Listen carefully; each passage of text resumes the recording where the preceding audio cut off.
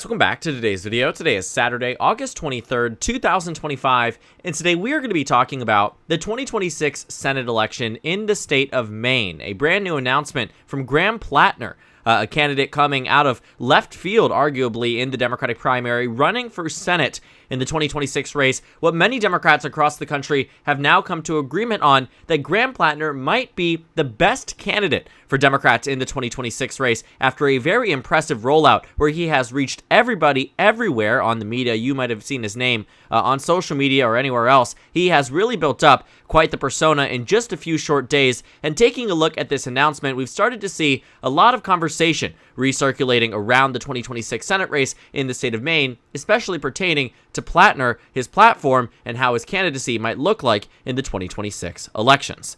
Now, Fox News has already dubbed him the Maine Mamdani. A representative from the Maine Republican Party has reported that this is what they are calling him. They feel as if he is coming into this with a very strong online presence, and one that is built with messaging that seems to be working and resonating, at least at first glance. Now, we don't want to jump the gun here. This race is completely up in the air and still stands to be absolutely a toss-up, if not leaning in favor of the Republican Party. But Democrats have had an appetite for a much better set of candidates than what they've already been distributed across this campaign cycle. Looking at the 2026 race in Maine, it didn't look like Democrats were on track to be in a strong position in this Senate race. They had candidates who were coming from states like Maryland, my home state, the former chief of staff, to California U.S. Representative Katie Porter. All together, you had found that in the Democratic primary in Maine, nobody of major notability wanted to enter into this race. Many of them opted to run for governor instead. People like Angus King III, the son of the other senator, decided that he was going to run for governor rather than run in the Senate race in 2026. Many other names as well have been floated. Jared Golden said no. Shelley Pingree said no. Her daughter said no. Altogether, you are finding that a long list of Democratic candidates that were exploring this idea of running that all ultimately ended up declining a candidacy led to a point where the Democratic bench didn't seem too hefty. And so Democrats had been hoping that Janet Mills, the governor of Maine, would run in the 2026 Senate race. After all, she's a relatively popular Democratic governor, and also stands to be someone who has won statewide races in more recent elections than Susan Collins. But Janet Mills has one undeniable factor about her that some Democrats worry might be a liability in the election, especially in the day and age where everybody talks about passing the torch, that Janet Mills is 78 years old, 77 years old, rather, would be 78, by election day. And Democrats look at this and say, this is a liability because they had just come off a campaign cycle where age was at the forefront of conversation, and maybe it's not best to nominate someone to U.S. Senate to serve out a 6-year term that might only serve one term and provide no seniority to the state of Maine. Susan Collins, who's been entrenched for decades, has that seniority, and the argument here kind of becomes difficult to see. The Democrats on one end are arguing of a passing of the torch, and on the other end are nominating an older candidate for a first term in the U.S. Senate. So now that Graham Platner is in this race, the big question that really arises is, based off the fact that we've seen him everywhere, does he win this primary, and does he win the general election?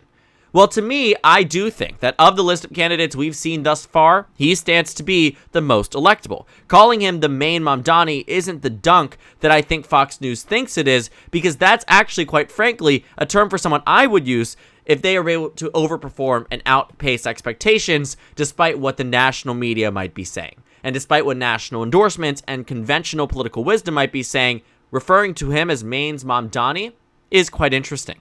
And the Maine GOP chief, is also a two-edged sword here, where sure, it's a knock, but it's not a knock that I think, if we're looking at it from an objective standpoint, you'd like to be called the guy who outpaced polls by 12 points, but also issued a warning to Republicans in the state that this race might end up going to somebody like Graham Platner if Republicans don't have an adequate response. Platner is running on arguably a much more progressive platform than most mainstream Democrats, especially in states that have a history of electing Republicans to the U.S. Senate, like the state of Maine. But Susan Collins is, in fact, the only sitting Republican senator from a state that Kamala Harris won in the last election. there are no other Republicans. Susan Collins, representing the state of Maine, seems out of line, but based on her electoral history, she actually has been in much stronger positions in years past. In 2014, she won her Senate race by a massive 35 points. 37 points, actually, forgive me. 6 years later, though, that race was narrowed to about 8.5. Now looking to 2026, Democrats again have been without direction. And now it seems as if they at least are on the right path. If Susan Collins does face up against Graham Platner, I think it could be a very competitive race. Now, she still stands out as someone who could be in a strong position. But what I'm interested to see is how Platner uses this very high-profile, persona that has been built up, again, in just about a week. The mainstream media seems to really flock towards him because he's someone who's coming out of left field that nobody expected to shake up the race in the way that he is. But I think it's because he reminds us of someone. At least in recent memory, to me, he reminds me a lot of Dan Osborne, who ran for Senate in the state of Nebraska and almost beat Deb Fischer, a long-term Republican incumbent who had been in this position and who was running in this position expecting it to be a safe race. The state of Nebraska, in the last presidential election that there was a coinciding Senate race, voted for the Republicans by 38 points. Taking a look at 2024, the coinciding special election, Pete Ricketts, the governor, won by 25 points. But get this. In the Nebraska regular election, where Deb Fischer, the Republican incumbent, was caught sleeping at the wheel, Dan Osborne ran. The Democrats decided not to run a candidate, gave the blessing to Dan Osborne, an independent who campaigned on a very populist message. And I don't think, I will say Osborne and Platner probably disagree with a lot in terms of policy, but agree on those more middle-of-the-ground common-sense solutions, at least for what should be universal rights.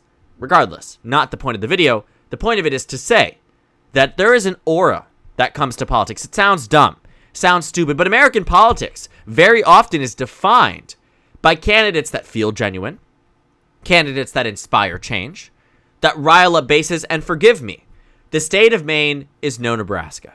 And that's a good thing for Graham Platner. He doesn't need to run as an independent like Angus King to win, because he can win as a Democrat, because every presidential contender in the 21st century has proven exactly that. And while Susan Collins, again, is a formidable Republican opponent, if there was ever a time to defeat her, it would be this upcoming midterm cycle. Not 2020, certainly not 2014, not even 2008. Given how much party switching in the voting was happening there in that election. Susan Collins won by 23 when Obama won everywhere, but look at some of these maps. Safe blue, West Virginia. Laugh out loud. Safe blue, Arkansas. Republicans didn't even run a candidate.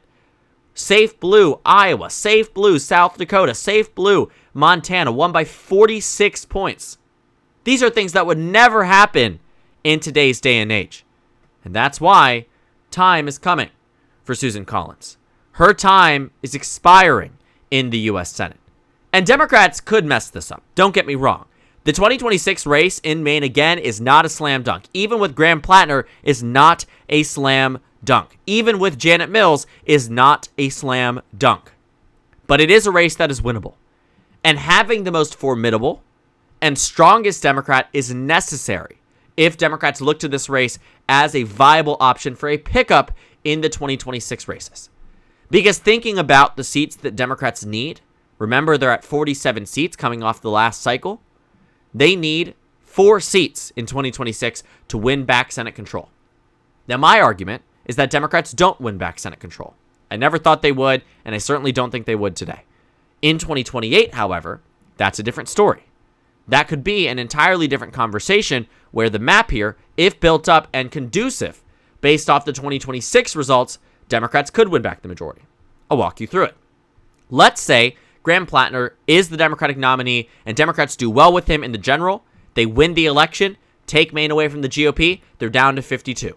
Let's say Roy Cooper, who a lot of people think could do very well in North Carolina, pull that away from the GOP. The Republicans down to 51.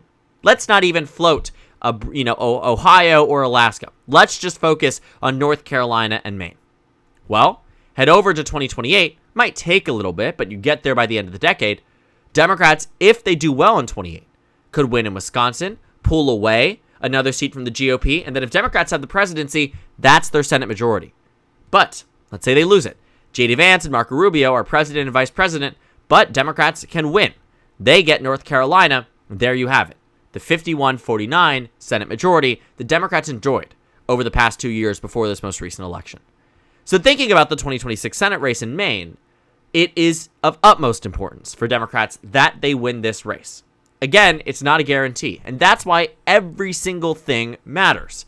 Democrats need to be in a position, and with a candidate like this, I think they very well could have it. Now, don't get me wrong, I've said this a lot. I want to reiterate that I think Maine will probably be one of the trickier ones in terms of messaging and strategy, in contrast with a state like North Carolina that's pretty clear-cut. I think that North Carolina will be a lot more about messaging against Trump and messaging in favor of a popular Democratic governor versus arguably a nobody in this race who is now making national headwinds because of how appealing he is, at least to a lot of people who have engaged with his content so far, who has engaged with his launch advertisement, with the amount of people that are signing up to canvass and work for him in the state of Maine. It seems like it is rolling out and ramping up to be quite notable and quite important in this battleground state. Maine will be a fascinating race. I have found it to be the peskiest one for the Democratic Party, but in a way one of the most fun ones to cover because it is so uniquely interesting. Susan Collins is a unique opponent too, and that needs to be understood. She's not a Michael Whatley like in North Carolina where you can tie her directly to Donald Trump and tank her that way. Democrats tried that in 2020. Obviously, it didn't work. In 2026, the messaging is going to have to do with something different. Maine is a maverick state. They don't have a Democratic senator. They have a Republican, they have an independent, and they have a second congressional district that splits away from the rest of the state and votes for Republicans for president, and yet Democrats still hold both of the congressional delegations here, Senate and one of the seats in the Senate and both of the seats in the House. And that doesn't happen by accident. The way in which you win over a lot of these voters is unique to the state of Maine. And Graham Platner might be the right candidate for this time. Now, we'll see. We have yet to see a campaign emerge beyond the first week of his entrance into the race, but it has been ending up to be quite a fascinating one. And if he ends up being the Democratic nominee, he might stand to be today the most electable Democrat that has thrown their hat in the ring, but it would be an awfully competitive race if someone like Janet Mills or Ryan Fecteau or Aaron Frey entered into the race as more notable and more high-ranking Democratic officials across the state, but an interesting race nonetheless, and certainly one worth watching. So thank you guys so much for watching this video. Make sure to comment down suggestions below. Subscribe on the left if you haven't already, and check out the Instagram and Twitter. At the top left of the screen, there's also a Discord server for you to go ahead and join. On the screen, there's a video for you to watch, and then a playlist for my 2026 Senate election analysis videos. Again, thank you guys so much for watching, and I will see you all later today.